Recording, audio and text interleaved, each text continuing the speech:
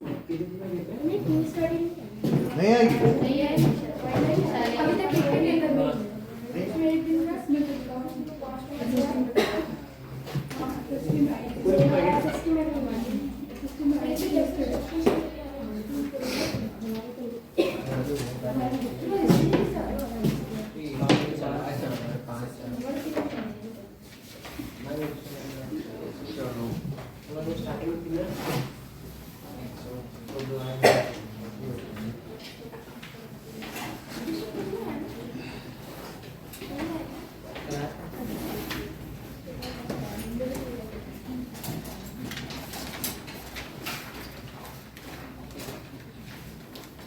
तो 5 नंबर वाले चेक हुए। चेक हो जाएंगे, पेपर दे दो आप लोग।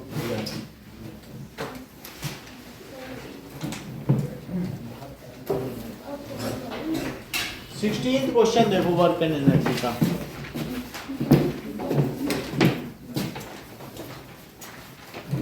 An object moving with v speed is brought to rest by applying a force. How much work is to be done in doing so? इसको ऐसा करने के लिए हमें क्या वर्क लगाना पड़ेगा? So वर्क कैलकुलेट करना पड़ेगा using work energy theorem.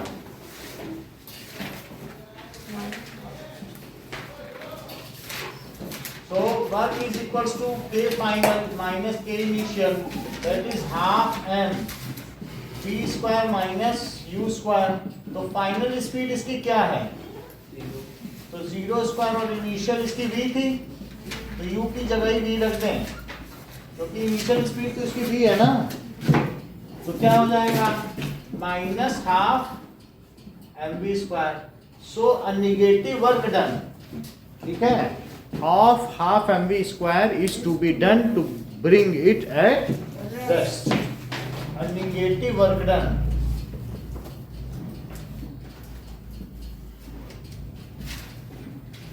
of half mv square is to be done.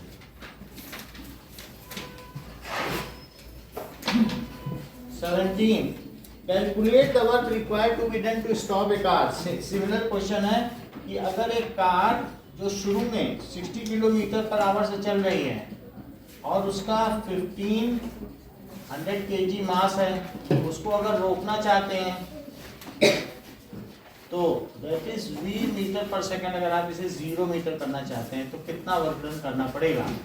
Again using work energy theorem, that is k final minus k initial. So half m v square minus u square, हमें पता है क्योंकि इसको rest पे ले आया गया है, तो that is equals to half into 1500। और फाइनल स्पीड क्या हो गई? इनिशियल को अलग से कैलकुलेट करो, तो 60 kilometre per hour is 60 into 5/18 metre per second. 6 10 60 60, तो that is 50/3 metre per second. तो ये हो गया 50/3। इस पे ब्रैकेट लगा के स्क्वायर लगाना ऐसे। तो ये इसको रोकने के लिए दिशिता कौन फोर्स लगाएगा? कार को कह रहा है कि रोक दो, कौन फोर्स लगाएगा? फ्रिक्शन और ब्रेक लगाएंगे, जो मतलब फ्रिक्शन इन ब्रेक्स ना। ब्रेक शूज जब आप दबाओगे तो वो उस व्हील से चिपक जाएगा और उनके बीच फोर्स लगेगा। तो दैट इज इक्वल्स टू 750, और 750 में मल्टीप्लाई कर लेना 2500/9। 9 से तो कटेगा नहीं, 3 से कट जाएगा, तो 3 2 6 3 5 15, और ये 3, फिर इसको मल्टीप्लाई कर लेना 6 2 5, तो 1 2 3 और फिर अपॉन 3। इतना जूल वर्क डन चाहिए। और ये पॉजिटिव है या निगेटिव? साइन की अकाउंटिंग अवश्य करें। पॉइंट में लिखेंगे, इसको पॉइंट बदल। 18th क्वेश्चन देखिए। 3 केसेस दिए गए हैं और इसमें आपसे पूछा जा रहा है कि किस केस में फोर्स नेगेटिव होगा और किस केस में पॉजिटिव होगा, जरा बताइए। और किस केस में 0 होगा? ए में 0 होगा, बी में पॉजिटिव होगा, सी में नेगेटिव। ठीक है। 19 Sonu says then the acceleration could be zero even when several forces are acting on it. क्या नंदन इस बात से आप सहमत हैं? If there are several forces acting on it, then what should be the condition so that the acceleration is zero? Noel, Divya. The force acting on object is balanced. हाँ, अगर सबका if net force acting on it is zero, बहुत सारे भी force act कर रहे हैं, लेकिन अगर इधर से और इस पर force लगाया टोटल net zero हो जाए तो उसमें क्या acceleration होगा? So if net force, if several forces are acting on it, but उस पर जो net force हो वो कितना हो जाए? Zero हो जाए. If net force acting on object is zero, ऐसे लिखना, ये m मास है और लिख देना F net is equal to mass into acceleration, लेकिन यदि यही जीरो हो जाए तो क्या हो जाएगा? एक्सीलरेशन कितना हो जाएगा? 0/m, तो एक्सीलरेशन कितना हो गया? Then acceleration is zero.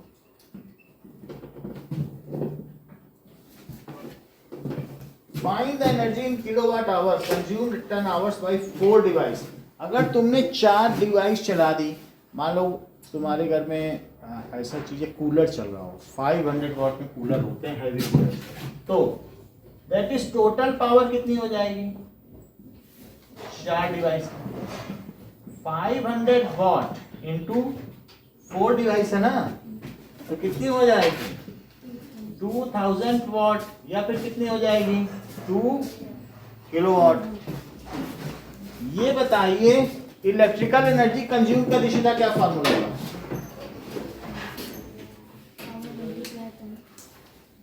तुम कल एग्जाम जाने से 10 मिनट पहले याद करें, ठीक है? फिर आने का भूल जाना 10 मिनट, तो फिर उतना तुम्हारे माइंड में ये सब रखना नहीं पड़ेगा.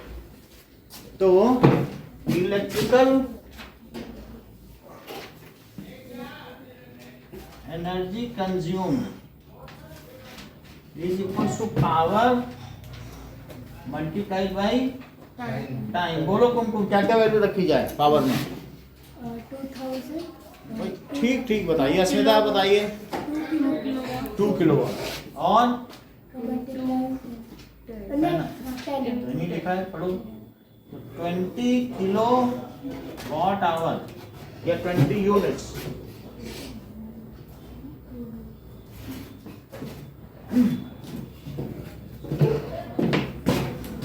A freely falling object eventually stops on reaching the ground. What happens to its kinetic energy? Kanishka Mishra. एक चीज जो ऊपर से गिर रही है, नीचे आने से पहले तक तो उसकी कुछ काइनेटिक एनर्जी थी, लेकिन जमीन से टकराने पर उसकी काइनेटिक एनर्जी जीरो हो जाती है और रुक जाता है. उसकी काइनेटिक एनर्जी कहाँ गई? It was converted into other क्या? potential of heat. पोटेंशियल में बदल जाएगी. जमीन में आगे कहाँ पोटेंशियल?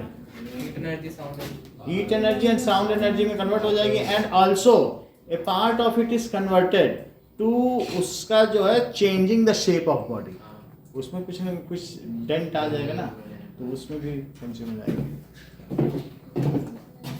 Now gravitation.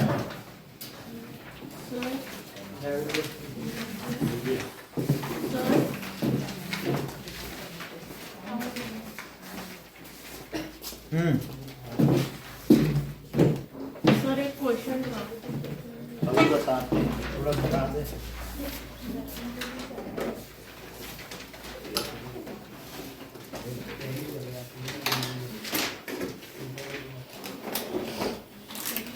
ये लो.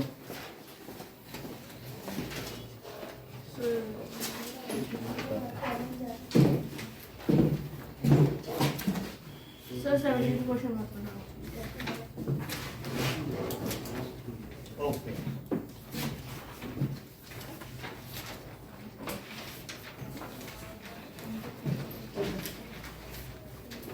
Now,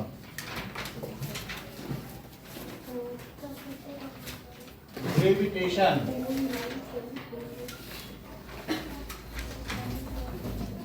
universal law of gravitation को त्रिशु स्टेट करो.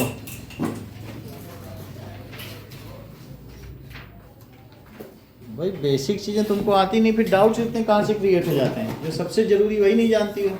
If the object attracts every other object with a force which is directly proportional to the product of their masses and inversely proportional to the square of distance between them. Every object attracts other, universe नहीं बोला ना इन्होंने। So now every object in universe attracts every other object with a force, so that is F is equals to, F is proportional to m1 m2 and inversely proportional to distance between them, that is d square। और अगर हम इसमें proportionality constant लगा दें तो g m1 m2 upon d square. Now gravitational, इसको g को universal gravitational constant कहते हैं। इसकी वैल्यू क्या है त्रिशु, और इसकी यूनिट क्या है? मेरे ख्याल से ये बता दोगे, सरल है। अभिषेक, वैल्यू है 6.673 into 10 to the power minus 11 newton metre square per kg. Repeat करो। हो सकता है रिपीट मुश्किल होता होगा, नहीं? चलो अब देखिए example 10.1। So G is universal gravitational constant, सार्वत्रिक गुरुत्वाकर्षण नियतांक, एंड इट्स वैल्यू देखो G यहीं रखो, न्यूटन मीटर स्क्वायर ऊपर ले जाओ, न्यूटन मीटर स्क्वायर, इन दोनों को नीचे ले आओ, kg माइनस 2, ठीक है? तो 6.667 ज्यादा, ये 3 है क्या? 6.673 है। 673 तो नहीं है, 6 कुछ होगा, 6.7 7 तो अप्रोक्सीमेटेड है। जरा एग्जैक्ट वैल्यू देखो अगले पेज पे। 6.673 ठीक है। न्यूटन मीटर स्क्वायर और केजी माइनस 2। अब देखो इंपॉर्टेंट क्वेश्चन है 10.1, मास ऑफ अर्थ और मून। जो मून है वो अर्थ से छोटा है। अब इसके सेंटर से इसके सेंटर को मिलाओ और इनके बीच की डिस्टेंस कितनी दी है? That is 10 to the power 5 kilometre. Now Arvind, इनके बीच फोर्स पूछा गया है जो कि G mass of earth mass of moon upon D square है। तो आप मुझे वैल्यू बताइए क्या क्या प्लेस करें अरविंद, बोलो। 6.7 दिया है, जैसा दिया वही रखते हैं। और बोलो। सर अर्थ का 6 into 10 to the power 24 into 7.4 into 10 to the power 22 upon upon 3.84 into 10 to the power 5 square। अच्छा, किलोमीटर स्क्वायर है, उसको मीटर जो भी वो कह रहे हैं तो हम क्या कर सकते हैं? जो बोलो लिखना पड़ेगा, लोकतंत्र है। किलोमीटर में ही बता रहे हैं, क्या कर सकते हैं? मीटर बदल रहे हैं। 3.84 इंटू 10 to the power 1000 से मल्टीप्लाई करो तो 1000 से करोगे तो 8 हो जाएगा।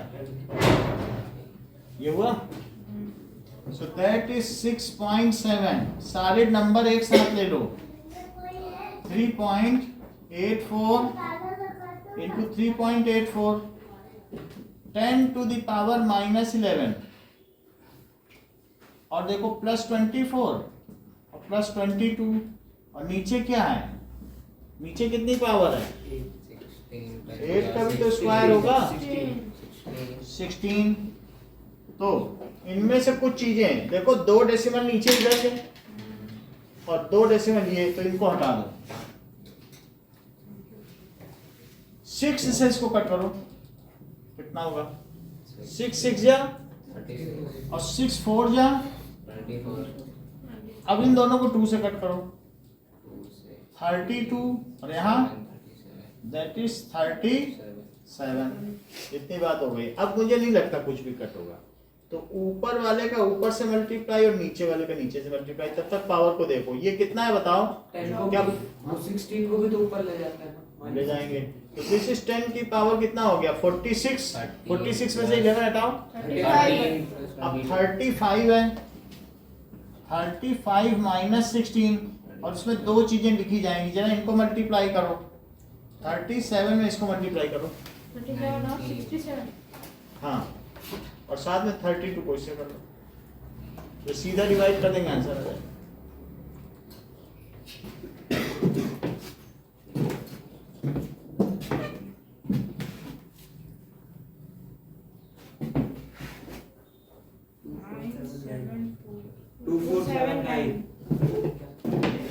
डेसिमल कर देंगे ना 2479, नीचे का भी बताओ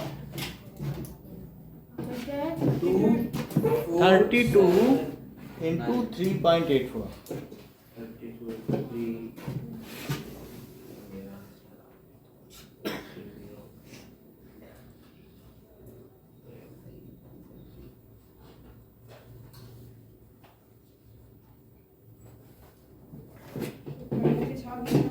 हम्म?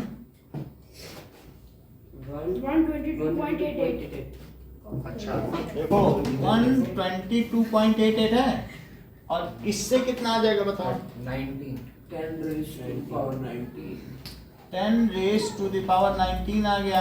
अब देखो कि ठीक है 2479 और डिवाइडेड बाय 12288 कर लो, तो बोलो क्या हो जाएगा यहाँ, क्या 2 जीरो बढ़ जाएंगे, सही है। अब इन दोनों को 2 से कट करो, 2 से कट किया तो 6144, इसको भी करो 2 से, 1 2 3 8 50, अभी और 2 से कट होगा तो कितना होगा बताओ, न्यूल तुम बताओ, 3 क्योंकि 2 डिजिट ली है ना तुमने 3 के बाद, तो 3072, और यहाँ बताओ जरा 61925। अब देखो अब ये नहीं कटेगा, अब इससे नहीं कट सकता है, तो इसलिए इसको भी कट कर दिया। अब इसको डिवाइड करो तो 3072 है और 61925, तो कितनी बार जाएगा, क्या 2 टाइम जाएगा, 2 से करो, 2 2 जार 4, 2 7 जा 14 और 2 3 जा 6, तो कितना आया 12 है, तो 8 आ गया, 8 में से 4 गया तो 485 आ गया, सही है। अब देखो एक डिजिट उतारा है, तो अब यहाँ पर अभी उतारने पे भी ना जाए तो 0 लगाओ, डिजिट उतारा है और नहीं जाए तो क्या करो, तो अगर इसका मतलब है 0 टाइम्स लेगा तो 0 टाइम्स ले जाओ, या लेके भी जा सकते हो, नहीं तो 0 लगा दिया, तो लिखो 3072 0 या फिर यही लिख दो, और नहीं तो यहाँ डेसिमल लगा के फिर एक और 0 लगा, सही है। तो अब यहाँ कितना आएगा 2 ले लो, 2 तो नहीं जा सकता, 1 टाइम जाएगा, तो 3072 कितना कर देने में भी तुम्हारा आंसर है, इसको सही मान लिया जाएगा, ठीक है। तो अब जरा देखो, वैसे 20.15 है तुम्हारी बुक में, कितना है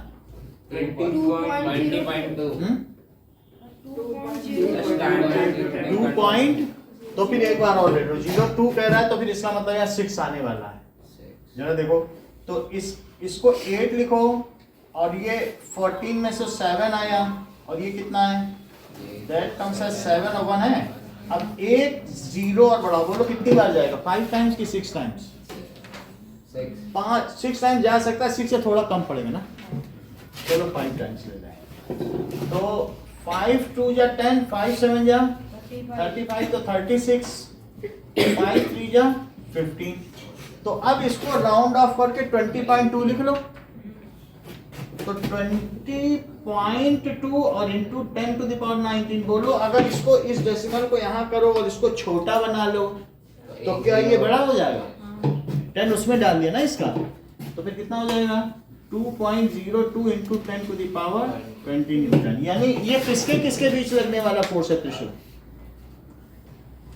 बताओ। अर्थ सिंपल चीज पूछते हैं तुमसे ना, 3 क्वेश्चन तीनों सिंपल ही पूछे। अब देखो, what is the importance of law of gravitation? 3 importance बताओ Divya. It's due to movement of moon and earth around the moon and sun around the earth, and the force which bind us with earth, or the movement of planets around the sun. और it binds us to earth, हाँ? ठीक है। What is free fall? If an object is released from a certain height, then when it comes downward by acceleration 9.8 meters per second down. ठीक है, under gravity and this is called free fall. No external force. इतना कुछ लिखने की जरूरत नहीं। ये बताइए, what is gravitational acceleration? During free fall, object undergoes an acceleration of 9.8 meter per second square. हाँ, so this is called gravitational acceleration. During free fall, objects moves down due to gravitational force and undergoes an acceleration. वो क्यों नीचे आ रहा है? Moves down under the effect of gravity, and which results an acceleration of 9.8 meter per second square. उसी की वजह से तो है ना, it is called gravitational acceleration. Gravitational acceleration pole पर कितना है और इक्वेटर पर कितना है? बोलो। So pole पे 9.81 मीटर पर सेकंड स्क्वायर और इक्वेटर पे 9.7। 79 करेक्ट। और 9.8 बीच का है। तो पोल पे अगर कोई सोना खरीदेगा तो वहाँ स्प्रिंग बैलेंस जल्दी खींच लेगा, तो थोड़ा ही सोना रखने पे ज़्यादा उसका वजन दिखाएगा, और इक्वेटर पे कम दिखाएगा। Hence if the gold is purchased on pole, then you will be cheated, likely to be cheated when you come at equator, क्योंकि दो अलग अलग मास है। वहाँ पर 9.81 है और इक्वेटर पर क्या है? जो इक्वेटर है ये हमारी अर्थ नारंगी की तरह चिपटी है, चपटी। तो इस तरीके से जो यहाँ की सरफेस है वो दूर है सेंटर से, और यहाँ की सरफेस बोलो क्या ये पास है? तो दूर होने पर ग्रेविटेशनल फोर्स कम होगा कि ज़्यादा? कम, क्योंकि डिस्टेंस बदल गई ना। ये एक मास समझो, तो इसके सेंटर से इसके सेंटर, और यहाँ तो बोलो डिस्टेंस कम होने पे फोर्स बढ़ेगा कि कम होगा? मतलब वैसे भी तुम ये बता दो, ज्यादा चीजें नहीं पूछेंगे। स्मॉल जी का फार्मूला बताओ। See, gravitation constant. हाँ बोलो। Mass of Earth by radius of Earth. Mass of earth upon radius of earth. तो अब ये मुझे बताइए कि पोल पे रेडियस कम है कि यहाँ पे? पोल पे कम है। रेडियस कम है तो वहाँ जी की वैल्यू ज्यादा नहीं हुई? बहुत बेसिक चीज है कि नहीं? सो इस तरीके से अब ये कह सकते हैं, और इसकी कैलकुलेशन भी आ सकते हैं 3 मार्क्स के, that is GME upon R square. So 3 marks पे है। 3 मार्क्स पे एक क्वेश्चन है। 3 मार्क्स आ जाएगा, और कोई क्वेश्चन ही नहीं आ रहा है इसमें। 3 मार्क्स आए तो फिर जो भी होगा तो ये 3 मार्क्स का आ सकता है। जो भी आए या ना आए हम अपनी तरफ से पढ़ लें, 3 मार्क्स भी क्यों गंवाना? जो थोड़ा तो जान ही ले, फिर हम आगे बढ़ जाएंगे। साउंड में कितने नंबर का आ रहा है? 10 नंबर का है। थोड़ा सा इसका पढ़ लें, फिर हम साउंड की तरफ चलें। हैं 8 नंबर का वर्क एंड एनर्जी, 12 का वर्क एंड एनर्जी तो आप कर लोगे नहीं। सो ये देखो, that is value of G at pole is more, that is 9.81 meter per second square, and at equator it is less, that is 9.79 meter per second square. Sir earth पर anti gravity कैसे? Earth पर anti gravity कैसे create करें? Anti gravity तो पता कर लेता हूँ। कोई चीज अगर ऊपर की ओर मैग्नेटिक इफेक्ट लगा दो किसी मैग्नेट पे, एंटी ग्रेविटी के बहुत सारे तरीके हैं।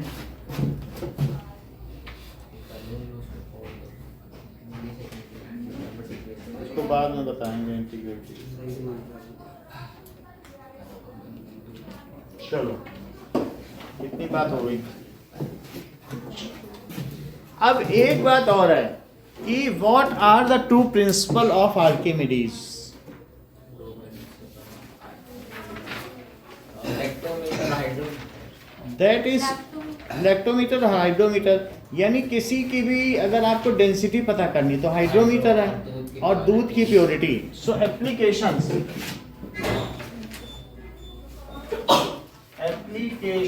ऑफ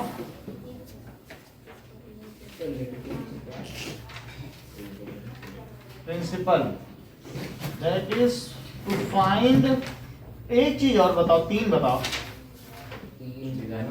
और बोट का शेप हाँ, ऑफ मिल्क बाई लैक्टोमीटर, और दूसरा to find density of liquid by hydrometer in designing of ships and some, हाँ बोलो, in designing आर्किमिडीज प्रिंसिपल बताइए।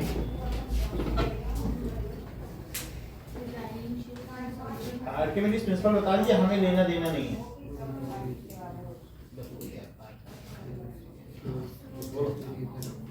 9 नंबर तो लाइव, 9 नंबर के हिसाब से तो बताओ, बाकी हम 91 का और किसी पूछ लेंगे 91 का। 9 नंबर का तो बताओ कि वो भी निकल से लाई। बोलो।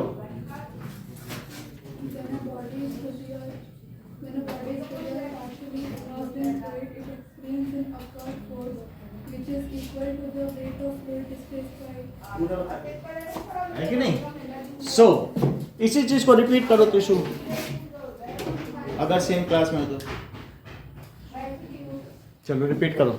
When a body is fully or partially immersed, it experiences an upward force which is equal to the weight of the liquid displaced by. Weight of the liquid. What do you mean by upthrust?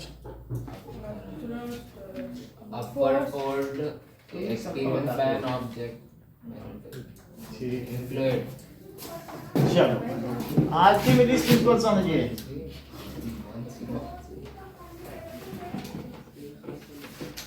मतलब उतना ये नहीं है कि हर एक चीज explain नहीं कर सकते ना त्रिशु, अब पूछ ही सकते हैं अब एक दिन में। तो ये सोचो नहीं सर समझाओ फिर से, तो समझाने का समय नहीं आज। आज तो जल्दी जल्दी पूछा जाएगा, आपको बता देना है हिंट में। So when a body is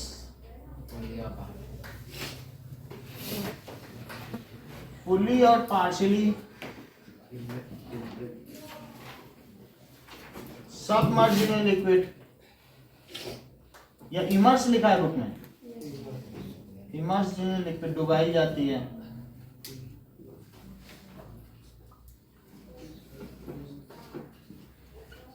liquid, then it experience an upward force, और वो फोर्स किसके इक्वल होगा? Which is equal to weight of fluid, जितना पानी उसमें से गिर जाएगा डिस्प्लेस्ड बाय, या उसी में ही रहे, लेकिन जितना उसने हटा दिया। ठीक है, दिस इज आर्किमिडीज प्रिंसिपल। इसी के ही एप्लीकेशन से ऊपर वाले की। नाउ अब देखिए लाइटली ये क्वेश्चन आएगा, ये भी आ सकता है, यही 1-2 नंबर के, ये बहुत इंपॉर्टेंट है, आते हैं। अब देखिए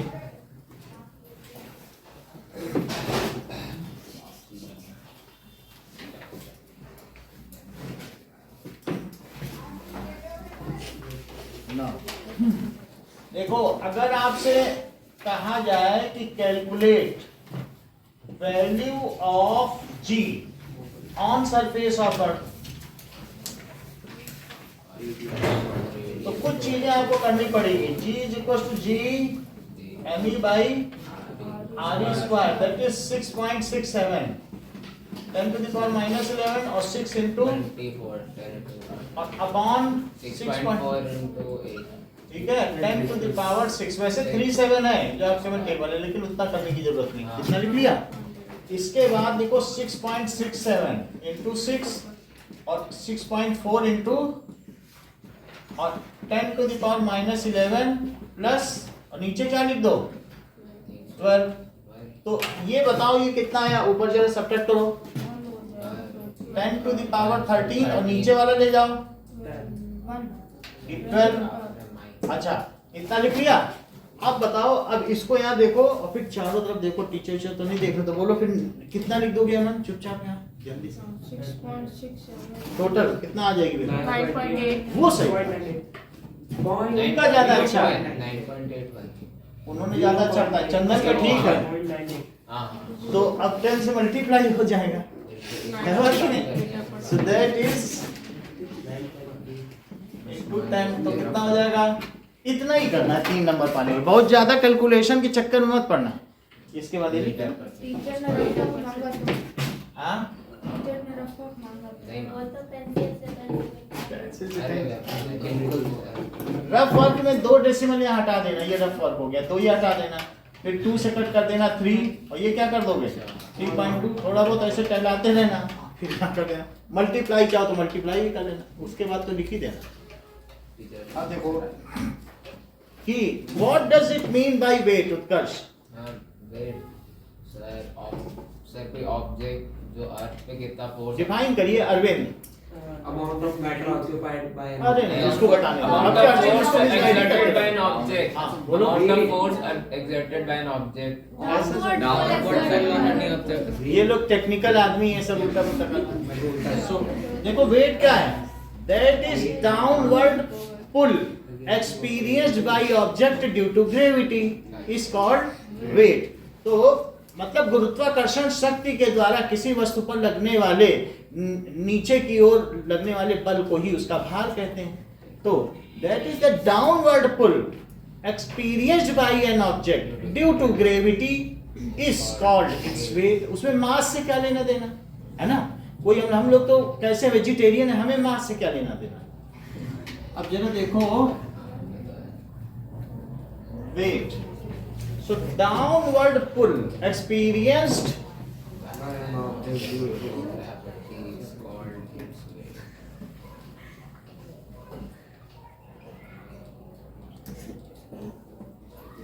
object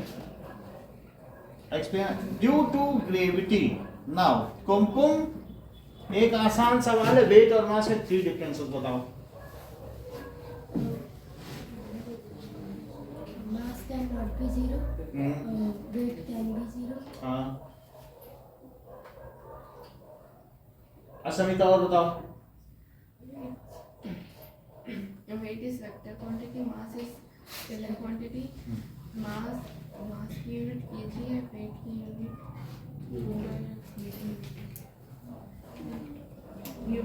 न्यूटन। और दोनों की डेफिनेशन भी बता दो, एक और डिफरेंस हो जाएगा। downward pull of an object due to gravity,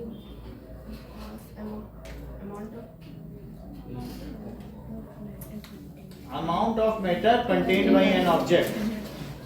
चलो अब देखो एक क्वेश्चन आ सकता है अमन कि what is the ratio of weight experienced by an object on earth to the weight experienced by an object on moon। अच्छा सिर्फ इसकी वैल्यू बता दो, हमें ज्यादा नहीं करना। 1/6 अच्छा ये इनको रटा हुआ है नहीं, तभी बता, तुम बताओ जरा। उनको तो रटा है तो बता दिया, तुम बिना रटे का बताओ। वेट ऑन आप बोलो दिव्या। Sir, 1.74 बोलो। 1.74 into 10 to the वो power सही बताए दिव्या, रोलिंग 6 होता है सर, हमसे पूछो। क्योंकि जो अर्थ में वेट है 6 गुना नहीं है क्या भाई? वो रट लिए, वो रटा बताएं। 6 टाइम्स नहीं है। वेट ऑन मून इज 1/6 हो जाएगा। हमने तो ये पूछा वेट ऑन अर्थ, मान लो एक एमसीक्यू ही आ जाए, कह दो हमने तो रटा था सर, आपने धोखा दे दिया। तो अब इसी से देखो तो अब ये 6 वहां ले जाओ तो 1/6 हो जाएगा, और वेट ऑन अर्थ और वेट ऑन मून। बोलो बात सही है? लेकिन वेट होता क्या है? क्या mg होता है? तो इसके लिए हो जाएगा mge, और उसके लिए क्या हो जाएगा? mgm। तो मास तो किसी ऑब्जेक्ट का बदलता नहीं, जैसा कि तुमको ने बताया। तो बोलो g ऑन मून कितना हो जाएगा? 1/6 ऑफ g ऑन अर्थ। यदि कोई मान लो 60 किलो की 60 केजी की चीज है, तो मून पे उसका वेट कितना होगा बताओ? 6 से डिवाइड बता ही नहीं, वो भी हाँ बोल दिए। यू आर इक्विवोकेटिंग विद अभिषेक ना। चलो देखो, if an object has mass 60 kg, 60 on होता है क्या? केजी में भी ऑन लगाओगे? मास में थोड़ी का तुमको हर चीज, अरे मास है भाई उस चीज का। कहीं भी जाओ तुम्हारा वजन घट जाएगा जब तुम सूर्य पे उतरोगे कि जल जाओगे? अच्छा ठीक है, तो 60 kg की कोई चीज है, तो बोलो वेट ऑन मून क्या होता है? 1/6 वेट ऑन। तो बोलिए वेट ऑन अर्थ क्या mg होता है, या mg लिख लो। तो 1/6 और 9.8, तो क्या 98 न्यूटन आया? यही तो अरविंद ने भी बताया था। समझ में आई बात कि नहीं? तो ये सब एक एक नंबर के क्वेश्चन आ सकते हैं। बोलने की सर वो मास कहाँ पे है? मून पे, की अर्थ पे? तो टेक्निकल आदमी बैठ जाते हैं जो चंदन के पास बैठते हैं। और कल तक सही बता रहे, आज चंदन आ गया तो आज क्या हो गया? चलो नाउ अब आगे देखिए, एक इंपॉर्टेंट क्वेश्चन। एक कार किसी लेज से, पहाड़ी के एंड से गिरती है, और गिरते समय उसको कुछ समय लगता है यहाँ नीचे गिरने में। कितना टाइम लग गया? That is 0.5 second. यहाँ से यहाँ गिरने में इसको आधा सेकेंड लगा। Time is 0.5 second. जब यहाँ से गिरी तो यू कितना था? बोलो ग्रेविटेशनल एक्सीलरेशन कितना है? ऐसा है। तो अब आपको ये बताना है कि कितने दूर से गिरी होगी। तो कौन सा इसमें जी बोल रहा है? अच्छा 10 मीटर। तो what is its speed on striking the ground? कौन सा इक्वेशन लगा दें? V is equals to U plus, तो V is equals to 0 plus 10, 5 हो गया, 5 मीटर तक। तो 5 मीटर पर सेकेंड। अब सेकेंड देखो, V और U आ चुका है, पूछ रहा है एवरेज स्पीड। तो V और U आ गया, बोलो एवरेज स्पीड कैसे? ठीक है, तो that is V average is equal to U plus, तो U कितनी थी? 0 So that is 2.5 meter per second. For how high is the ledge from ground? तो तीसरी चीज v square minus 2s. So finally इसकी स्पीड 5 हो गई थी, और इनिशियली कितनी थी? और 2 into 10 into h, यहाँ से कितना आ जाएगा बताओ? 25, और उधर से 20। माइनस कैसे है बताओ? कहाँ माइनस लगा रहा है? ये फाइनल स्पीड है, इनिशियल माइनस कहाँ से? और नीचे गिर रही है, एक्सीलरेट भी हो रही है, तो कितना हो जाएगा? 5 से कट करो, 1.25 मीटर। अब देखिए, अच्छा अगर किसी ऑब्जेक्ट का मास, देविका आपसे प्रश्न है, किसी ऑब्जेक्ट का मास 10 kg अर्थ पर है, तो उसका मून पर कितना मास होगा? जल्दी से मन में कैलकुलेट करके बताओ। 10 होगा। करेक्ट, वही बात है नहीं, दिमाग वाला है तो बता दिया अगला।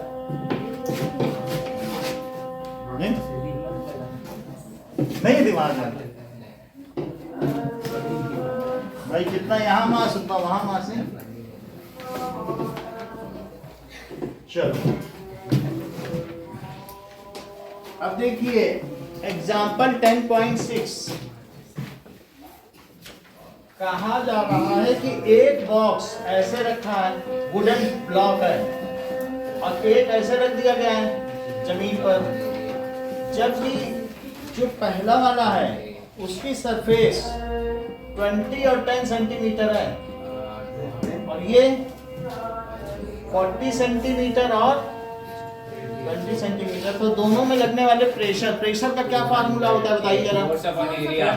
Thrust upon Thrust. Thrust, pressure की यूनिट क्या है अदरवाइज? Otherwise, thrust होता है अपना न्यूटन में Newton per न्यूटन पर मीटर स्क्वायर। न्यूटन पर मीटर, मीटर्स पर नहीं, पर मीटर अपॉन में ना। तो प्रेशर क्या होता है?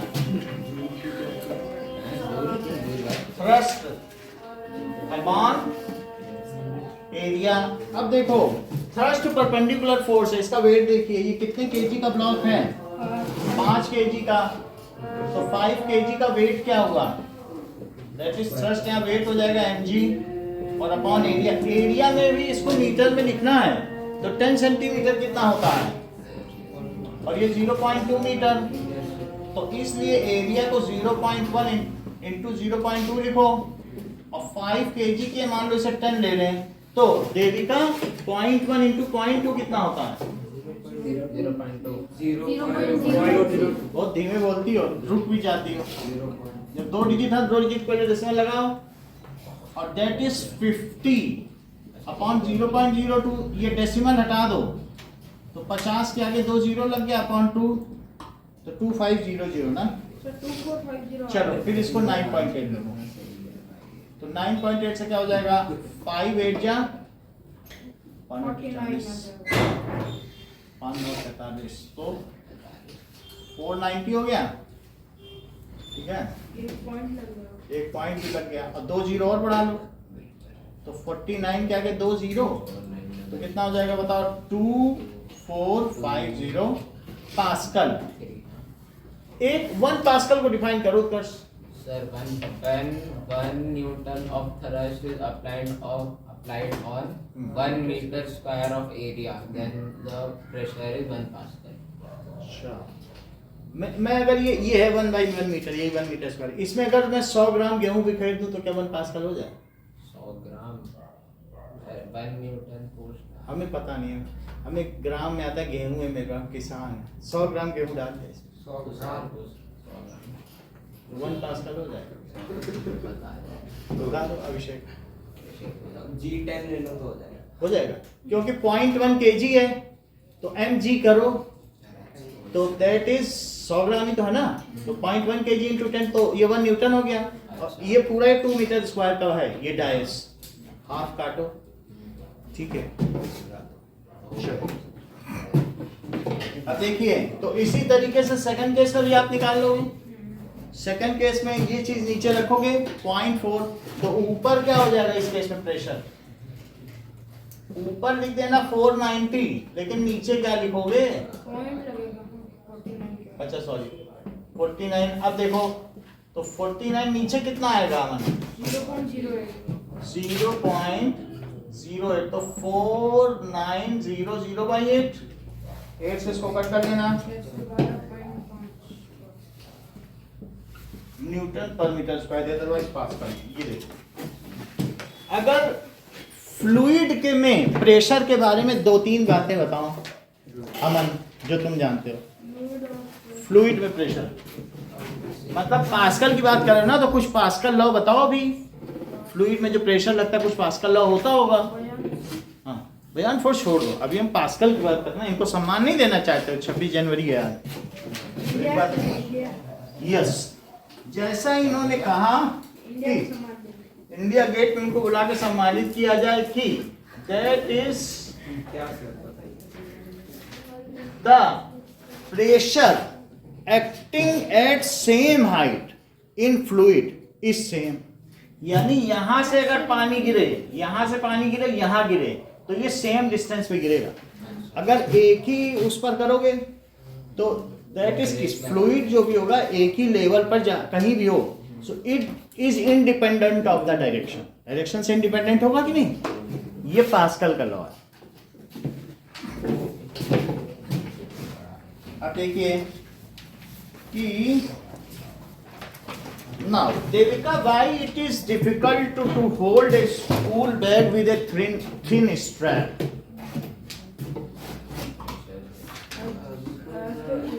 बोलो। pressure is Area of proportional. रुक जा, रुक जा। Less surface area, the pressure is more, and if the strap is surface area कुछ नहीं होता, एरिया ऑफ कांटेक्ट बोलो। Contact. So thin strap surface area of contact with shoulders, फिर then the pressure would be more. Because ऐसा क्यों ये बोल रही है? Pressure pressure, area yes, pressure मतलब is inversely proportional to area of contact, as area of contact is less. So would you prefer the school bag with thick strap और thin strap? Thick strap. और अगर कोई कहते नहीं तार में बना दे, उसी में कापी ले जाओ तो नहीं मार? Now, what do you mean by buoyancy? Upward force acting on an object must be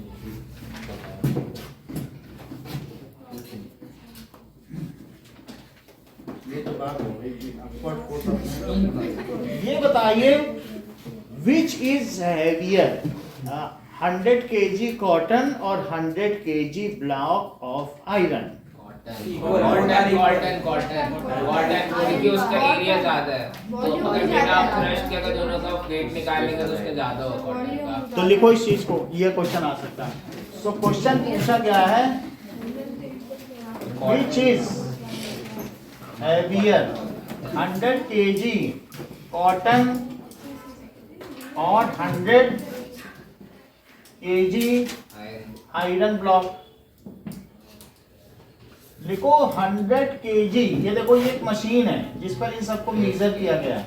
ये मशीन है, इसमें ये डिजिट है, और इसमें हमने कॉटन रख दिया, और ये इसी मशीन पर हमने क्या रख दिया? आयरन ब्लॉक भी। तो ये आयरन ब्लॉक है। तो cotton displaces more air, hence it experience a greater up thrust. So under a greater up thrust, this is showing 100 kg weight on machine. मान लो तुमको भी 4 आदमी उठाए हो, और इसको भी 4 आदमी मतलब इसको 2 आदमी उठाए, ठीक है, और दोनों का ही वजन 45 किलो दिख रहा है। दोनों पे तो अपथ्रस्ट लग रहा है, हवा तो डिस्प्लेस कर रहे हैं। यहाँ पे भी हो तो हवा तो कुछ ना कुछ तो हल्के हो ही गए, पानी में और हल्के हो जाओगे जब टेंशन, क्योंकि वहाँ वाटर डिस्प्लेस करते हो। जिसको डिस्प्लेस करोगे उसी का तो वेट लिया जाएगा। तो इस तरीके से under more upthrust you are showing 45 kg, under less upthrust इसको एक ही गुंडा उठाए हुए, और ये तब भी 45 दिखा रहा है। तो बोलो कौन ज्यादा भारी हुआ? क्योंकि 4 के उठाने में भी तुम 45 दिखा रहे हो। तो यहाँ पर कॉटन अंडर ग्रेटर अपथ्रस्ट, बहुत लोग उठाए, बहुत सारे अपथ्रस्ट है कि नहीं, ज्यादा डिस्प्लेस कर रहा है। It is showing 100 kg weight, while the iron is showing 100 kg weight under less upthrust. So देखो इतना लिख देना, under more upthrust। चाहे तो ये डायग्राम बना लेना, ये तुम्हारे लिए काफी अच्छा रहेगा, ऐसा बना देना। upthrust cotton is showing 100 kg on machine as it has, इसका ज्यादा वॉल्यूम है ना, मोर वॉल्यूम, तो इसका ज्यादा वॉल्यूम है, सो it has displaced more air, so it has displaced more air, hence it is heavier, इसलिए हैवियर।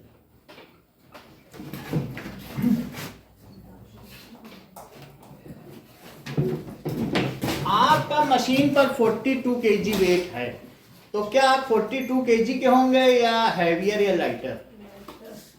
करेक्ट, ये जैसा इन्होंने हमें बताया हैवियर। क्यों ये ऐसा बोल रहे हैं?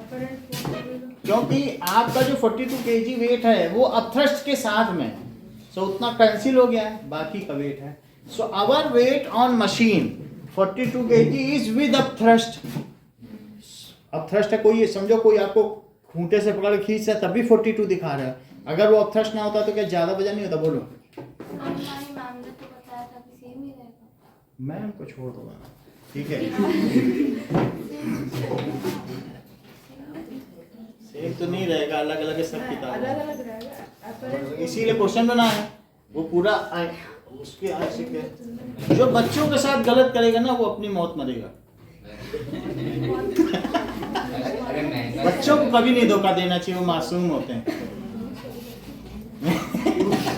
अब सोचे वो गलत बता के निकल जाएंगे, निकल पाएंगे कहीं? बच्चे घेर लेंगे उनको। तो हम यहाँ पर देखें कि आवर वेट, लिखो इसका सलूशन क्या है। आवर वेट ऑन मशीन या our mass on machine is 42 kg under upthrust. Under upthrust. So our actual weight is more than, इतना लिख देने से भी चलेगा। Actual weight या actual mass, मास की बात की जाए, is more than 42 kg.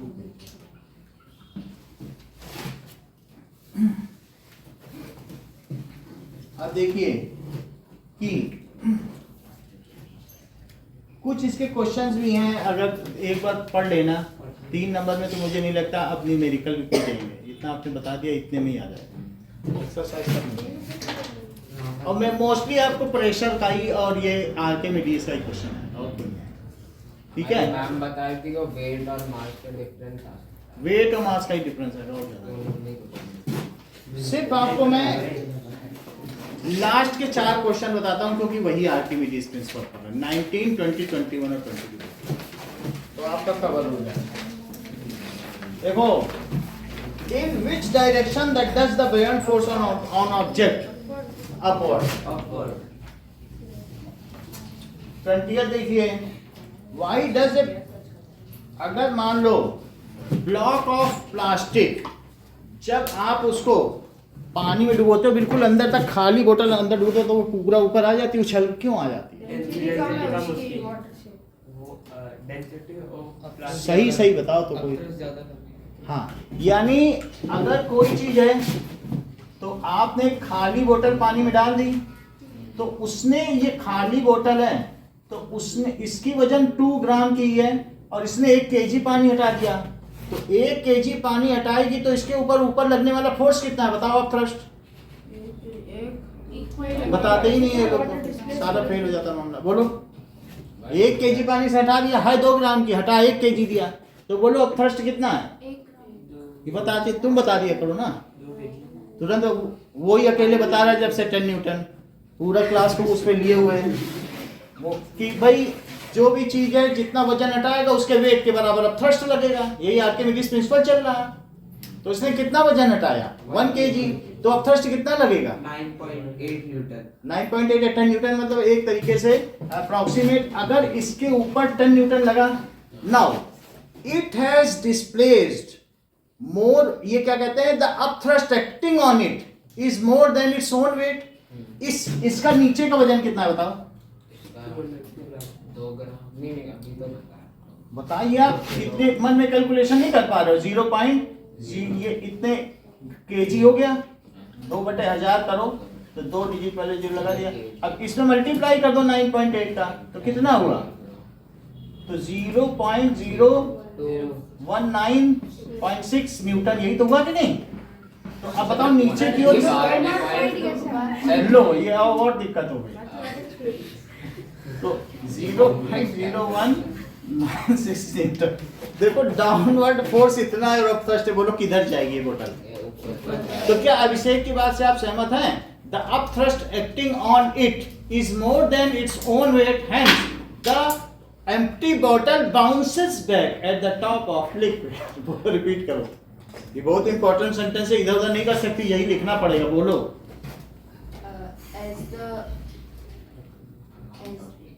as the weight of water displaced by, इतना कुछ नहीं लिखना है, ये सब तो अंदर की बात है, ये सब होता है, उसने इतना लिक्विड किया तो ये हुआ, अभी तो हमने बता दिया कैलकुलेट करके, लेकिन लिखोगे क्या? 2 लाइन में लिखना है।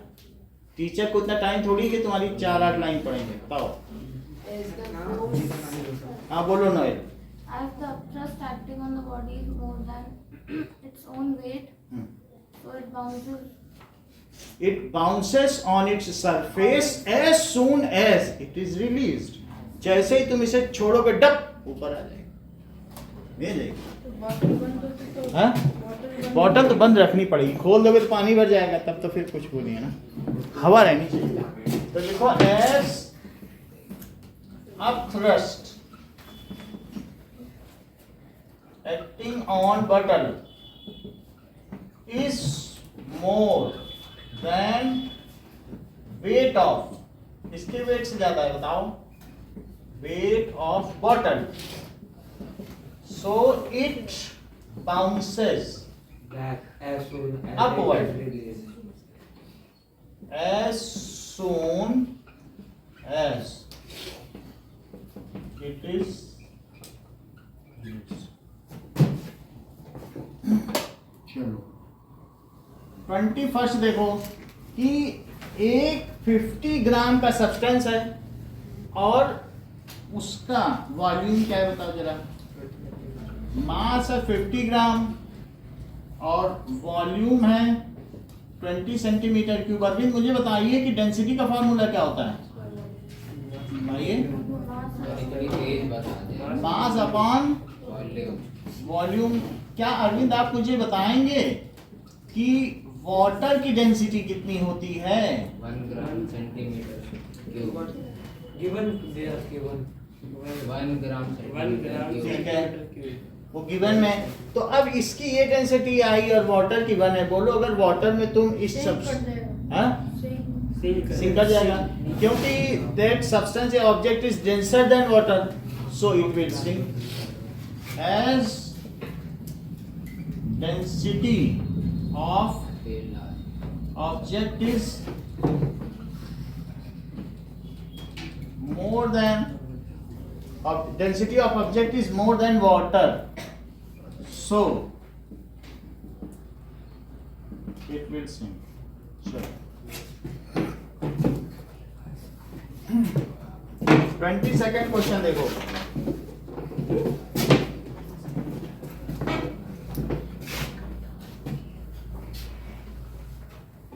फाइव 500 ग्राम की एक कोई पैकेट है और उसका वजन भी, उसका वॉल्यूम दिया है, तो आपको ये बताना है वो सिंक करेगी कि 500 ग्राम की है Yes, sir. और इसका 350 सेंटीमीटर क्यूब, तो इसकी डेंसिटी क्या हो जाएगी? Density of object mass upon, तो 500 अपॉन 350 10/7 आ जाएगी, तो इट इज ग्राम पर सेंटीमीटर क्यूब या 1.43 gram centimetre per centimetre as its density Is more than density of water. is more than The density of water it will sink. so And the water displaced by it is equal to its mass. अच्छा ये तो इन्होंने बता दिया sink. अब एक चंदन ने और बात बोली है, क्या तुम मुझे बता सकते हो कि कितना कितना पानी है डिस्प्लेस करेगी? अभी अभी बोली, पकड़ सके हो तो पकड़। हाँ, क्योंकि नाउ इट विल डिस्प्लेस, जब कोई चीज डूब रही तो अपने वॉल्यूम से ज्यादा तो नहीं कर सकती है, जितनी होगी चुपचाप डूब जाएगी कि इधर उधर का भी पानी हटाने लगेगी, हटो हमारे उससे दूर रहो, ऐसा तो नहीं करेगी ना। तो जितना उसका वजन उतना ही तो हटाएगी ना। So now as it is sinking it will displace. अगर वो 350 सेंटीमीटर क्यूब पानी हटा रही है तो बोलो 350 सेंटीमीटर क्यूब वाटर का मास कितना होगा? वाटर मास ही तो पूछा गया ना, जितना पानी हटाएगी उसका मास बताओ। इट विल डिस्प्लेस, ये तो उसका वॉल्यूम है ना, सेंटीमीटर क्यूब ऑफ वाटर।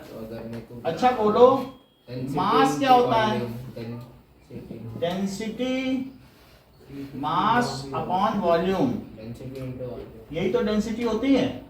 मैं वाटर के केस में ले रहा हूँ, तो अब मुझे बताओ हमें मास चाहिए वाटर का, वॉल्यूम को साइड ले जाओ। तो mass of water 350 gram use. इस डेंसिटी कितनी होती है? 1 ग्राम 1 ग्राम पर centimetre cube into 350 centimetre cube. ये कट गया तो कितना आ गया? 350 ग्राम। 350 ग्राम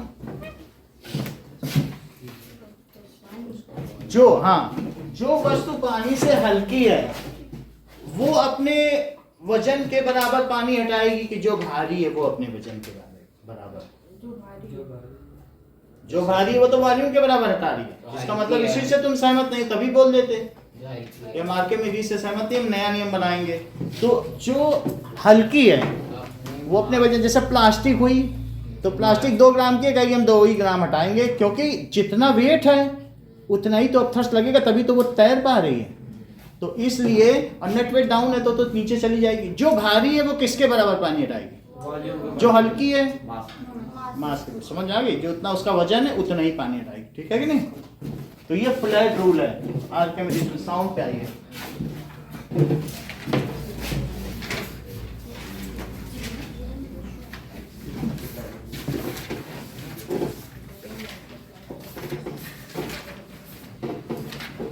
Now,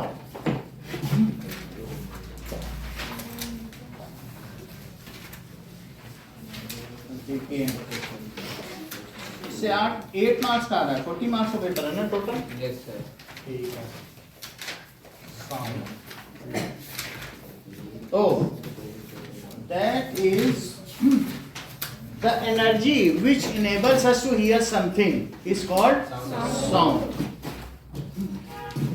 Now,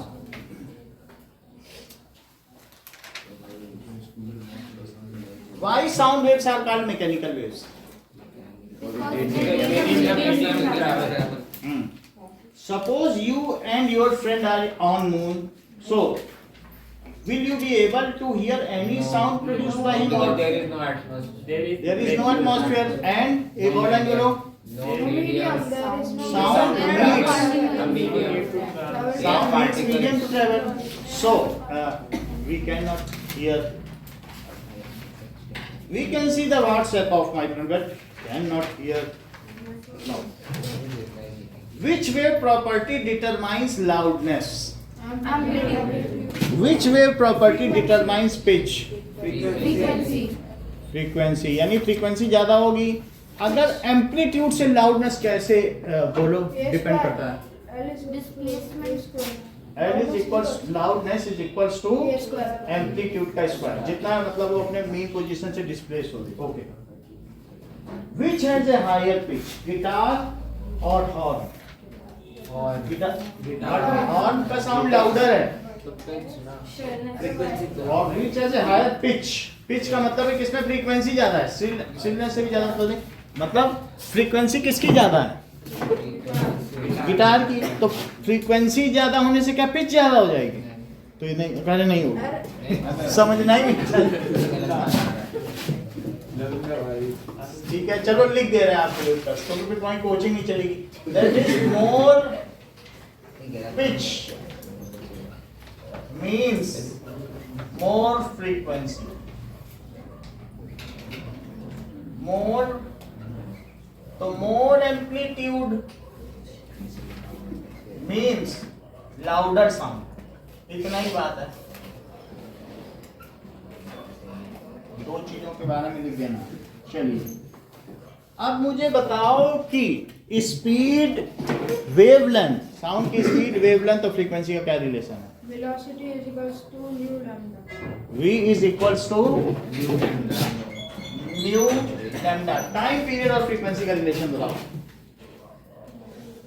Time period is 1 upon frequency. Time period 1 upon frequency. Is 1 by, time period की यूनिट बताइए। Seconds. फ्रीक्वेंसी की, वेवलेंथ की, Meter. एम्पलीट्यूड की, Amplitude की। बोलो। मीटर। ठीक है। और वेवलेंथ की भी मीटर है और एम्पलीट्यूड की भी मीटर है, नहीं? चलो इसकी बात हो गई। अच्छा ये बताइए नंबर ऑफ ऑसिलेशंस। देविका आप बताएंगे, बीच में उत्कर्ष नहीं बोलना, तुम ही बोलते हो बीच में। Number of oscillations upon time taken, ये किसका फार्मूला है देविका? फ्रीक्वेंसी का। और अगर इसको पलट दो तब ये किसका फार्मूला हो जाएगा? बोलो। अरे क्योंकि फ्रीक्वेंसी का उल्टा टाइम पीरियड, टाइम पीरियड का है। अरे तो उसमें तो नंबर ऑफ, मैंने इसको पलट दिया, time taken upon number of oscillation. यानी अगर 10 सेकंड लिए और उसमें 10 ऑसिलेशन हुए तो टाइम पीरियड 1 सेकंड। तो ये चीजें ये किसका हो गया टाइम, कोई सी से निकाल दो और यहाँ फ्रीक्वेंसी है 1 टाइम पीरियड कर दो, फिर पलट दी। अब देखिए एग्जाम्पल 12.1 देखो, इसमें ट्रांसफॉर्मेशन ऑफ यूनिट्स है। 12.1 देखो फ्रीक्वेंसी कितनी है, फ्रीक्वेंसी ऐसे लिखी जाएगी, फ्रीक्वेंसी 1.2 किलोहर्ट्ज, 2 किलोहर्ट्ज, तो ये 2000 हर्ट्ज हुई। और लैम्डा देखो 35 सेंटीमीटर। नाउ त्रिशु 35 सेंटीमीटर को मीटर में बदलो, बताती ही नहीं है किसी बताया करो, बताने में क्या है। अब V is equal to nu lambda, nu कितना है 2000 और इंटू 0.35। हर्ट्ज भी लिखा जा सकता है। हर्ट्ज की दूसरी यूनिट क्या है अरविंद, हर्ट्ज को और क्या लिख सकते हैं, पर सेकंड। तो मीटर यहाँ से आ जाएगा और पर सेकंड यहाँ से आ जाएगा, तो मीटर पर सेकंड नहीं हो जाएगा। हर्ट्ज को ही तो पर सेकंड बोलती हो, तो फिर कितना हो जाएगा बोलो जरा, 700 मीटर पर सेकंड। क्या तुम मुझे बताओगे अरविंद वो साउंड किस में चल रहा होगा, हीलियम में या कहीं, चार्ट तो दिया ही है, चार्ट से ही देख के बता दो कौन सी गैस में चल रहा है, किसमें एयर और हीलियम के बीच में कहीं ना, मिक्सचर होगा उन गैसेस का। चलो ना अब देखिए what does it mean bye amplitude Abhishek. The magnitude of maximum displacement of a vibrating object from a given position is called. What is frequency? Number of oscillations of vibrating body per second. What is timbre? Noel. Quality of sound. हाँ बताओ, define करो, वही तो पूछ रहा है, बोलो। Nature of wave form किस क्या है बताओ, timbre. Nature of wave form of sound wave is called timbre. It discriminates between the sound produced by two persons having same amplitude, same frequency, सब कुछ सेम होने पर भी उनका टिम्ब्रे या वेव फॉर्म अलग होगा। वो क्यों अलग होगा, क्योंकि उनकी वोकल कॉर्ड की बनावट अलग अलग है, इसलिए उनका वेव फॉर्म अलग अलग होगा ना। तो अब देखो, तो टिम्ब्रे भी समझ में आ जाना चाहिए आपको। टिम्ब्रे का नेचर ऑफ वेव फॉर्म वैसे मैं लिखा देता हूं, that is nature of wave form of sound wave is called timbre या quality of sound. Sound wave is called timbre और quality of sound.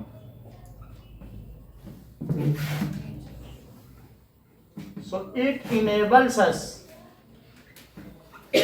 to discriminate among various sounds produced around us.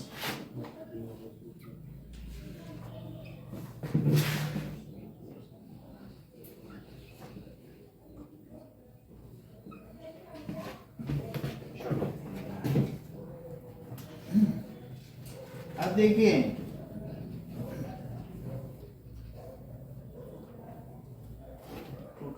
Third question देखो, intext का simple लेकिन आ सकता है। Intext का है, calculate the wavelength of sound, उसकी फ्रीक्वेंसी दी है, स्पीड दी है, तो v is equals to nu lambda, जबकि इसकी स्पीड क्या दिया है 440, वेवलेंथ हमसे पूछी गई है और फ्रीक्वेंसी 220 है, that is 220 into lambda, lambda equals to 2 metre. इससे पता चलता है जो साउंड है वो 2 मीटर तक का ही, बहुत बड़ा ही होता होगा, ये तो लगभग 1 मीटर है, ये इतना बड़ा होता है, दैट इज 2 मीटर। इसीलिए वो यहाँ दीवार से मुड़ कर देता है। अगर 2 मीटर मोटी दीवार हो मेहरानगढ़ की तरफ, तब फिर यहाँ की आवाज़, चाहे यहाँ तुम ढोल नताशे बजा दो, वहाँ it will be a pristine atmosphere, so serene, so near.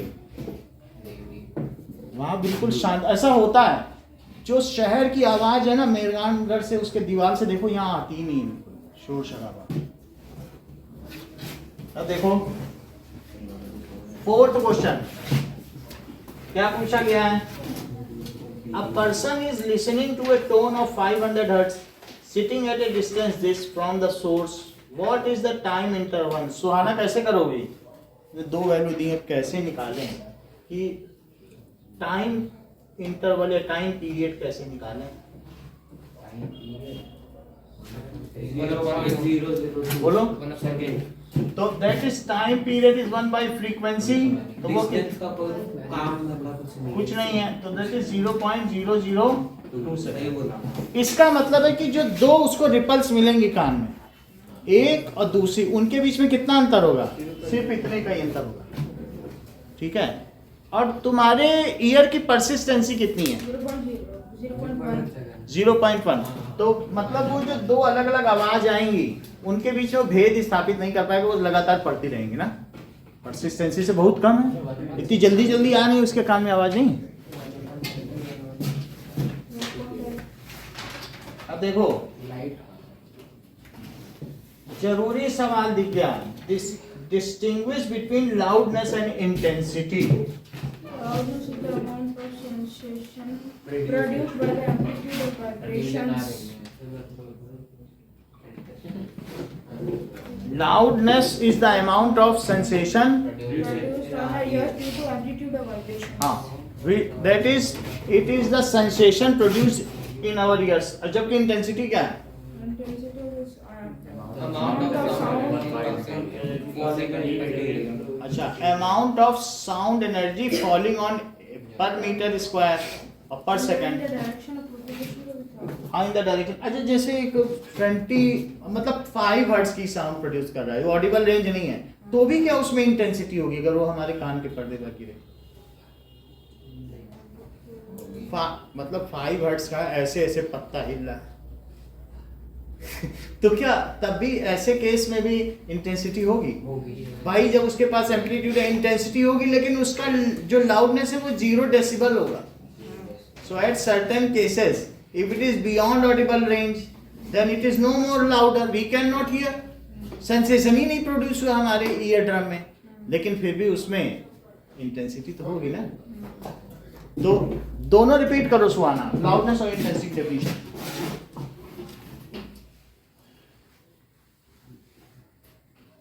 बोला करो Divya. Intensity is the amount of loudness. हाँ बोलो चंदन. Amount of sound energy falling on a unit area in 1 second is called intensity of sound, and loudness, the sensation produced in our ears is called the amount of sensation produced. Due to amplitude of vibration. Correct. अब दो लोगों से पूछेंगे, पहले तुम बताना, फिर ये इंटेंसिटी की यूनिट और फिर लाउडनेस. लाउडनेस की एम्पलीट्यूड की एम्पलीट्यूड से निकाल देना. हम जो पढ़ रहे हो बताओ. तुम कह दो हम सर उसकी बता दें, हमें पावर की भी आती है. हमें क्या लेना देना, तुम्हें क्या आता है? तुम जो पूछा है बताओ. लाउडनेस की है M2. हाँ चलो कोई बात नहीं. इनसे पूछ ले, इनके बीच कंपटीशन है. ये मुंह में पेन डालें या नहीं डालें, देखें किसका दिमाग सही काम करता है. पेन से 4 ब्रेन की ताकत आधी हो जाती है. अब देखें इन दोनों में कंपटीशन. चलो इनकी ताकत आधी हो गई. अब तुम बताओ. बाली सुगनी में डाल लो मुंह में पेन, और डाल सकते पहले आधी रखेंगे. पहले नहीं बोलो किसी को. हाँ बोलो. बोल. अरे हो गई आधी तो क्या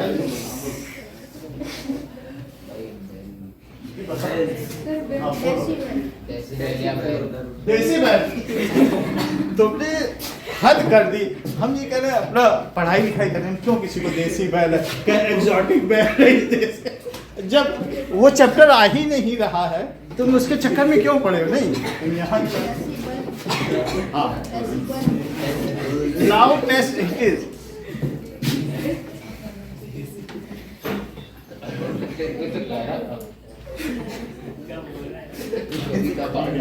It is sensation produced, ठीक है, in our ear. इसको लाउडनेस करते हैं, जबकि वो क्या है, amount of energy falling per unit area per second,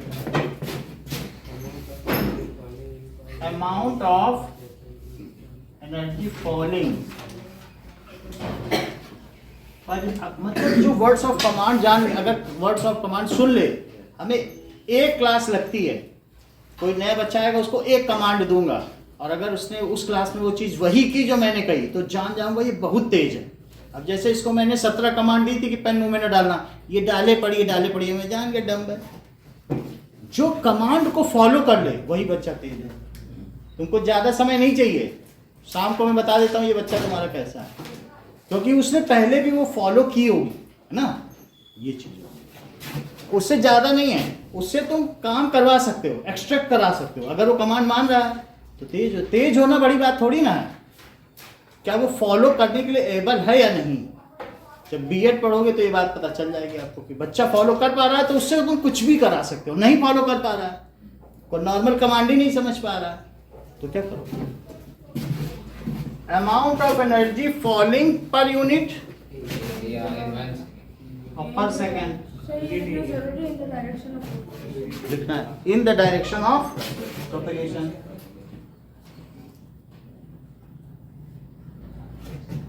अब देखो जो लाउडनेस है ये डेसिबल बेल है, और वैसे डेसिबल में मेजर किया जाता है। सो यूनिट इज, जैसा कि उस प्रश्न ने कहा, अच्छी बात कही थी, ठीक है, 80,000 बोला गया। सो इसका बताओ क्या हो सकता है। इसका metre upon second, joule per metre second, joule per metre square per second. और जूल पर सेकंड क्या होता है, वॉट, पावर थोड़ी ना होती है, ठीक है। अब देखिए now reflection of sound, what are the laws of reflection of sound. Angle of sound, incidence of sound wave is equals to angle of reflection of sound waves are equal. The incidence sound wave and the reflection sound wave and the normal all lie at the same on the point At the point of incidence, na? All lie in same place. That is incident sound wave, reflected sound wave, and the normal at the point of incidence. ये तीनों क्या एक ही plane में लाई करेंगे, ये सब एक plane में होगा कि नहीं। These lie in same plane. बाकी तो आपने अच्छा बता दिया। अब देखो सिर्फ एक डेफिनेशन और बताओ, व्हाट इज एको। गूंज से तुम क्या समझते हो और अनुगूंज से तुम क्या समझते हो। What is echo. reflections of sound. When we shout near a hill, the sound come back to us. Yes, that is repetition of sound due to reflection of sound is called echo. Repetition of sound due to reflection of sound, ठीक है, is called echo if the reflected sound comes after 0.1 second, then it can produce echo. इतना लिखते हैं। तो देखो इस बात को,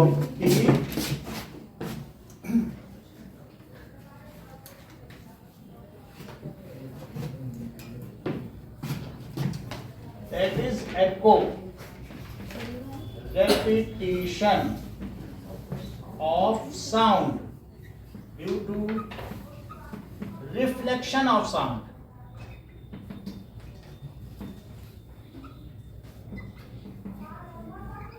Is called echo. इतनी बात समझ आ गई। It can be produced if sound reflects back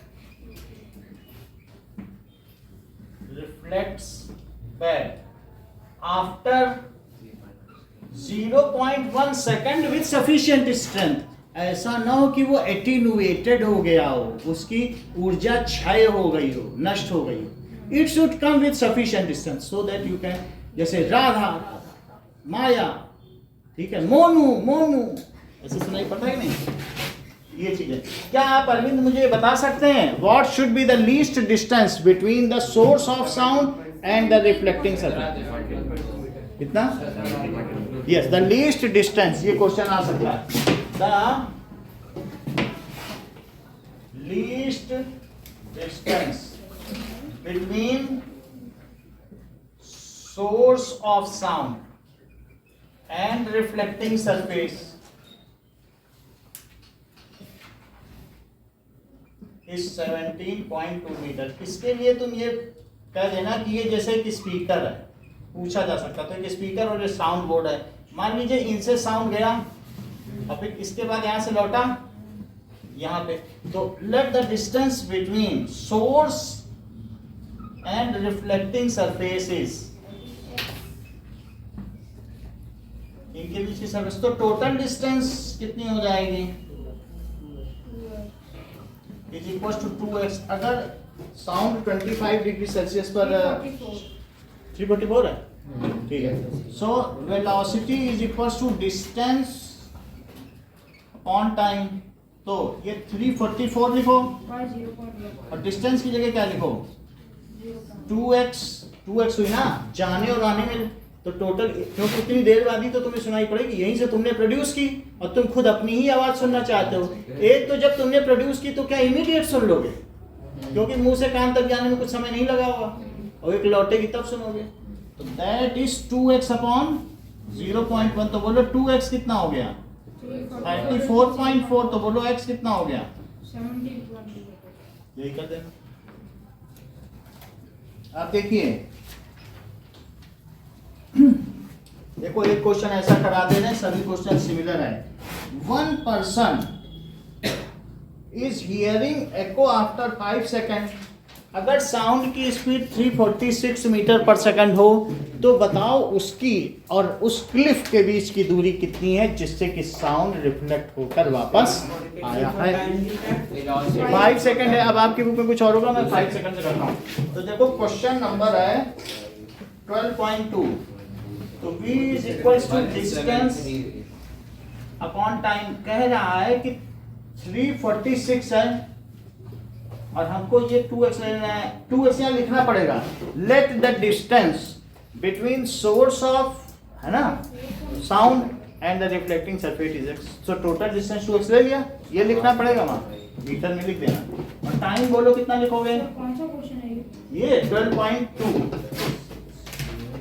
अब देखो 346 इंटू 0.1 अपॉन 2, तो कितना हो जाएगा? 2 सेकंड दे रखा है।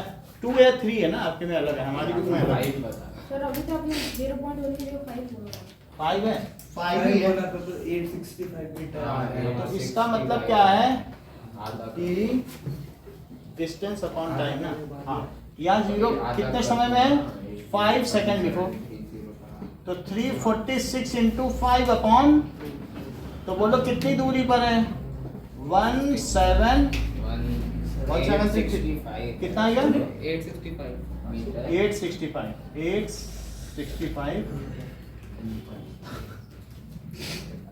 865 मीटर। यही लिख देना, टाइम वही रख देना। देखो अच्छा ये बताओ Kanishka, what does it mean bye reverberation? When the sound is हाँ बोलो। Persistence of sound once the original sound producing object stop vibrating after multiple reflections is known as reverberation. Persistence of sound due to multiple reflection is called reverberation. It causes noise and the blurriness of the sound. ये साउंड को blur करता है, ठीक है ना। It make the quality of sound blur and diffuse. It makes inaudible. देखा नहीं था, रिवर्बरेशन होता है, एक खाली कमरे में बोलो तो वही आवाज गूंजती रहेगी। इट परसिस्टेंट, परसिस्टेंस का मतलब है बने रहना, जब तक कि ये एटीन्यूएट ना हो जाए। एटीन्यूएट की स्पेलिंग समझ लो, एटीन्यूएट, इसका मतलब है destroy. So that is persistence of sound until it is not attenuated. जब तक इसका क्षय ना हो जाए तब तक उसका बना रहना is called reverberation. It is unwanted and it is needed to be, जो इसको क्या करना है, क्लियर करना है। Reverberation is unwanted. ठीक है? So in auditorium, how you can counter the reverberation? By curtains and cushioned seats, Curved ceiling. curved Sound ceiling. absorbing. That is Sound absorbing. Sound absorbing panels आप लगा दोगे तो उसके multiple reflection नहीं होंगे. ठीक है? और ये सारी चीजें करेंगे. How all what the thing you can do so that the sound produced in hall is evenly spread to every audience. Curved ceilings again. Curve ceiling लगा दें. All the Or we reflectors can go parallel. we can put behind the screen. हाँ, यानी sound board, we can put the sound board behind screen, जिससे कि वो जैसे तुम्हारे में फिगर बना है पीछे उस पर टकराएगा और सीधा सीधा जाएगा. ये रहा भाई. ऐसे नहीं है, देखो बुक में देखो, या तो फिर कर्व सीलिंग वाला भी बना है, वो भी देख लो. सो इन बोथ द वेज इसको पैरेलल बनाया जा सकता है. ठीक है? सर एक क्वेश्चन क्या हाँ? विजिनिटी का मतलब क्या होता है? क्या चीज? विजिनिटी जब स्कूल में रैंक करती है, आगे जाके तो हाई प्रेशर जोन करती है, उसकी विजिनिटी है. विसिनिटी यानी पास. You are sitting in vicinity of Arvind, जिसके पास बैठो तो विसिनिटी. अब देखो, ये तो मैंने बात कर दी कि उसको हमें रिवर्बरेशन हटा सकते हैं, लेकिन मल्टीपल रिफ्लेक्शन के कुछ यूजेस भी हैं. उत्कर्ष, क्या तुम मुझे बताओगे कि क्या यूज है? क्रैक्स डिटेक्ट कर सकते हैं स्टेटोस्कोप. ऐसी कोई बात नहीं. मल्टीपल रिफ्लेक्शन के यूजेस बताओ. क्वेश्चन अलग है, आंसर कुछ और दे रहे हो. Megaphone, loudspeaker on are based on. Stethoscope. Stethoscope, भाई आपसे पूछा जा रहा है उसके यूज क्या है. डॉक्टर तुम्हारे हृदय की धड़कन कैसे सुन पाता है? That is stethoscope. क्या उसमें मल्टीपल रिफ्लेक्शन नहीं होते हैं? मेगाफोन और loud हेलर, it is all based on that is multiple reflection. तो ये यूज है ना. ठीक है? और रिवर्बरेशन के हटाने के कहें तो वही लिखना, साउंड इवनली स्प्रेड के कहें तो वही लिखना. ये नहीं कि रिवर्बरेशन में लिख देना साउंड बोर्ड, वो थोड़ी कोई बात हुई. रिवर्बरेशन हटाएं, देखो कहाँ, सुनो सोना अभी बताते हैं. रिवर्बरेशन हटाने को कहें तब कर्व मत लिखना. अभी कुछ लोगों ने बोला कि कर्व बोर्ड लगा दे, वो सबसे क्या लेना देना नहीं. तुम सब सिर्फ ये लिखो कि heavy curtain, cushioned seats, heavy mattress, wall hangings, इन सब से साउंड एब्जॉर्ब होता है. Sound absorbing panels, thick paint on walls. Thick paint on walls लिख दें. Sound absorbing panels are to be used to kill reverberation. और कोई पूछे इवनली स्प्रेड तो वो लिखो. वो सब अलग अलग है जो चीजें. एप्लीकेशन ऑफ साउंड पूछे तो अलग लिखो, तब भले ही लिखते रहो. नहीं तो वो चीजें मल्टीपल रिफ्लेक्शन. अब ये देखो, रेंज ऑफ हियरिंग तो आप सभी को पता है. सिर्फ इतना बता दें त्रिशु कि दैट इज ऐसे कौन से जानवर हैं जो अल्ट्रासाउंड प्रोड्यूस करते हैं, कौन से जो इंफ्रासाउंड प्रोड्यूस करते हैं. तुम बहुत धीमे बोलती है. बोलो. Ultrasound dolphins, bats, infrascope, dogs, elephants, rhinoceros. Dogs भी करते हैं इंफ्रासाउंड. वे करते हैं. और ये बताओ अर्थ क्या करती है? डॉल्फिन क्या करती है?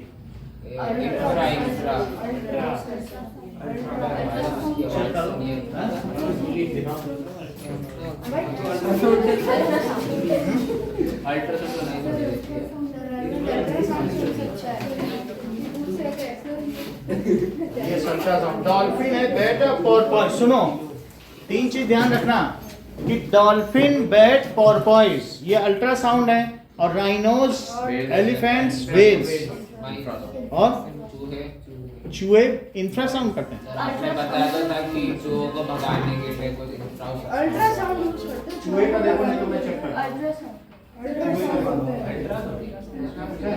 Ultrasound games by producing ultrasound. तो अल्ट्रासाउंड में चार आ गए.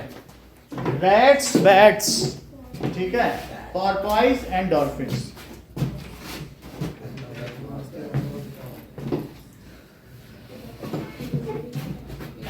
अब देखिए देविका, कुछ अल्ट्रासाउंड के एप्लीकेशंस बताओ. It is used to detect crackers in metals. Cracks, Clean parts of machines. Clean parts of hard reaching surfaces, जो भी ऑफ मशीनरी, इंजन, उनको क्लीन करती है. इफ क्लीन, उसको क्लीनिंग सोल्यूशन में डुबो दिया जाए and ultrasound is passed in it, then it vibrates and all the जो dirt, dust, grease है वो सब आ जाएंगी। और बताओ Breaks all stones and kidney. Echocardiography यानी ये हार्ट की मैपिंग कर सकती है कि हार्ट कैसे पंपिंग कर रहा है, तो उसको ग्राफ पेपर पे ले लेंगे। So breaks small stones and kidneys. ठीक है, चाहे और भी किडनी या बॉडी पार्ट्स में कहीं स्मॉल स्टोन उसको तोड़ भी सकती है। और साथ में हमारी बॉडी की, अच्छा ये बताओ किसी भी ऑर्गन के भी तो अल्ट्रासाउंड होता है, हार्ट की तो इकोकार्डियोग्राफी होती है, उसे क्या कहते हो? Taking the image of any part of body by using, उसे क्या कहते हैं बताओ? अल्ट्रासोनोग्राफी, उसे यूएसजी भी कहते हैं। क्या कहते हैं? Ultrasonography, USG. और ईसीजी का फुल फॉर्म क्या है? कार्डियो, कार्डियो का मतलब हार्ट, हार्ट की अगर ग्राफी करा रहे तो इकोकार्डियोग्राफी। तो ये सारे इसके यूजेज हैं। नाउ सोनार को देखो, सोनार है आपके में, that is sound navigation and ranging, इसका एक्रोनिम है। रिफ्लेक्शन में आ सकता है क्या सोनार? सोनार में सिर्फ इतना देख लो, सोनार में होता क्या है कि ये देखो, अगर सवाल आ जाए, मैं एक क्वेश्चन करा देता हूं, तुमको पता चल जाएगा। यहाँ पर एक ट्रांसमीटर और ये क्या है? ट्रांसमीटर, और ये रिसीवर है। देख लो, ट्रांसमीटर यहाँ से अल्ट्रासाउंड भेजेगा और ये एक सबमरीन है पनडुब्बी, इसी से होकर के ये रिसीव कर लेगा, और अगर ये चल रही है लगातार भेजता रहेगा। और सोनार का मतलब समझो, सोनार का मतलब है sound navigation and sound navigation and ranging. बात समझ आ गई कि नहीं? तो सो और N A R sonar. So it has transmitter and receiver. Transmitter sense, और जब वो आती है तो जैसे तुम्हारे बॉडी की मैपिंग करते हैं अल्ट्रासोनोग्राफी, उसको फिगर ले लेगा तो उससे पता चल जाएगा ये पनडुब्बी है। जैसे चमगादड़ अपनी आंख बना लेता है मच्छर जा रहा है, वैसे तो उसी तरीके से वो उसकी इमेजिंग कर लेगी। कंप्यूटर उसको बना देगा इस शेप का है, तो ये तो किसी मछली का शेप नहीं, ये सबमरीन है, पकड़ में आ जाएगा। ठीक है कि नहीं? तो उससे कितनी दूरी पर है, और डिस्टेंस कैसे पता लगाई जाती है? बोलो पानी में कितनी तेजी चलती है साउंड वेव? बोलो क्या 1531 है? अगर समुद्र का पानी जरा देखो तो, तो वेलोसिटी क्या होती है? Distance upon time. अगर मान लो कोई पनडुब्बी उससे x दूरी पर है, तो वो जो वेव जाएगी और आएगी उसे कितना टाइम लगेगा? तो बोलो अगर एक क्वेश्चन आ जाए तो ये क्लेम नहीं कर सकते कि मुझे नहीं पता, आपको यही फार्मूला लगाना है। तो बोलो सी वाटर में इसकी स्पीड ये है, उसने कितना चला? 2x। अब मान लीजिए ऐसा करने में उसे 2 सेकंड या 4 सेकंड लग गए, 4 सेकंड, तो इससे इसको कट करो, 2 आया, 2 को यहाँ ले जाओ, ठीक है, तो फिर ये कितना हो जाएगा? इसमें 2 सेकंड लग गए, ठीक है टाइम, तो 2 नहीं 4 ले। तो अब बोलो क्या हो जाएगा?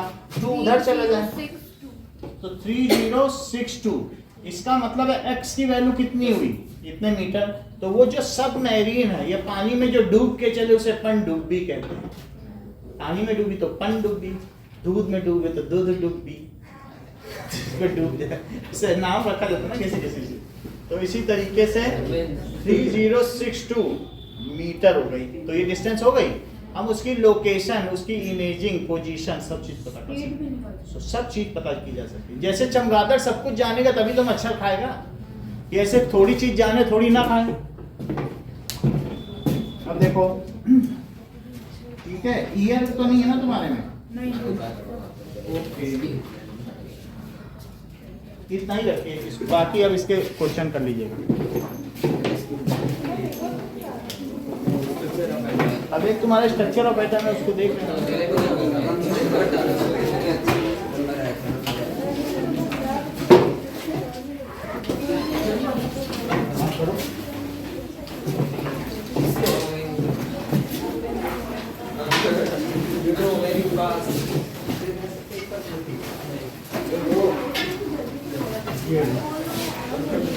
वो बताना नहीं चाह रहा, वो बताना नहीं चाह रहा, समझ नहीं गए।